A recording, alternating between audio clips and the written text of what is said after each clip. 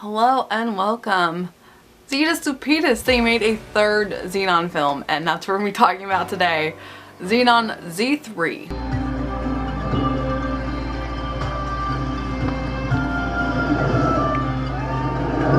Welcome adventurers! Welcome one and all! Zenon Z3 was released in 2004, so we're still right at the beginning of the 21st century, but we're a couple years in now. And none of the cast is the same. We have very, very few characters that stayed the entire three films. Christian Storms is one of them. But Raven does make an appearance. She makes a cameo in this one, so she is back instead of the other actor that played her for a little bit. Hey Z, now that you got your license, are you gonna pod hop down here to see me? Big O Mega, how are you? Is your semester at Maui still stellar? Oh, perfect weather every day? How could it not be? You have no idea how much I've been missing you. Isn't it totally viral being apart? But I hear that cousin Cassie and you are hanging like a pair of earrings. We even have a different protozoa. This protozoa is 31 years old according to his character, and his huge dilemma is that he's too old to be playing and isn't young enough for being 31 years old. Lester has this ridiculous notion that I'm too old. Oh, forget him. You're so not old until you hit like 30. I'm 31. Oh. Have I told you how fully fabulo you're looking? I mean, I know it's a kid's film, but the fact that his character arc is all about him being too old and being pushed away for the youth, especially the fact that it's in the future. People look younger and younger every day now, and I know people that are 30 years old and 31 years old and they still look like they're teenagers, so that kind of threw me off to reality. It's not even a major part of the story. The major plot is that she's entering a space contest on the moon, and they have to get off the moon because Zelena, the moon goddess, wants them to get off of the moon. And so Zenon has to save the day because we have this little punk rock, whiny emo kid that's angry that people are on her planet and she wants to be left alone. What do you think I am? Venus? I'm Selena, goddess of the moon. Okay, well, I thought Selena was this fruity looking lady that Number uses on his posters. Yeah, and how sweet to guess I am about that. Trying to sell me to the universe is so pretty that peach my teeth. The other plot point that we have in this film is that Zenon ends up getting a little cousin that got foster adopted into her family with her aunt and her uncle now. And she's a mini-me, and she obsesses and idolizes over Zenon, and she's literally her mini-me and acts just like her. This girl's like 10, and she's just obsessed and wants to be Zenon, and it's so annoying.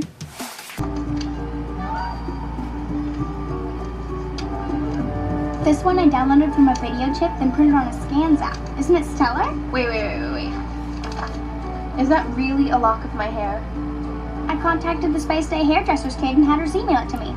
Ingenious major, no? Okay, now you're really starting to freak me out. Don't worry, I fully told her to wait until it's off your head. And there was no heart in this film, and it just got old super fast. Definitely not the same as the first two films. The first two films were a lot better. Like I said before, the first one I remember the most, and it definitely stood out the most. I didn't remember this one, and now I remember why I didn't remember this one, because it isn't the best. It's still enjoyable if you like these films. I did enjoy watching it, and I liked the characters, and I liked the actors. Sage was really great. I really appreciated him as a love interest. What is it? What Moonstock is really about. A permanent settlement up here, and we're the beginning of it. I don't get it.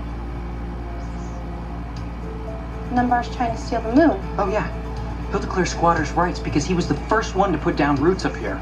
Wait a second. I thought Neil Armstrong was first. Oh, well, he left?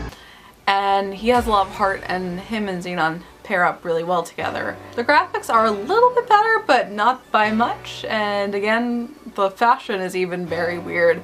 It's like they took the 60s fashion, all the mod fashion, but made it futuristic, and it kind of was a retro feel because back then, because you had the moon landing back in 1969, we did have this futuristic space trend in the 60s, but it was with their pop culture, which was already the mod culture. So it's basically like they took, yeah, almost 100 years fashion at this point, and that's what's in, because this still takes place in like 2050, so it's 90-year-old fashion they basically recycling in this era. Hurry, girls, and report to the main exit portal. The Wonder Bus is waiting. Come on. And don't worry about any gravity glitches you might hit. Just keep moving. We're on our way home. The girl group that is replacing Protozoa's fandom is called Cosmic Flush. And I really like this type of music. I was a huge fan of the boy bands and the girl bands back then. So I do appreciate it. I love bubblegum pop. And they have some cute songs in here.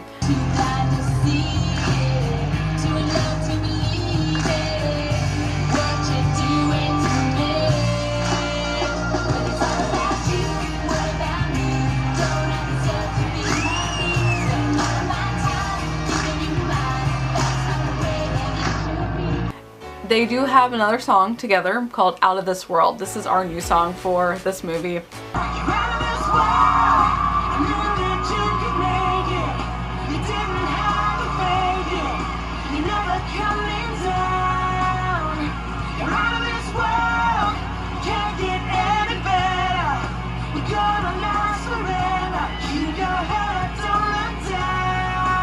It's not as memorable as the other two.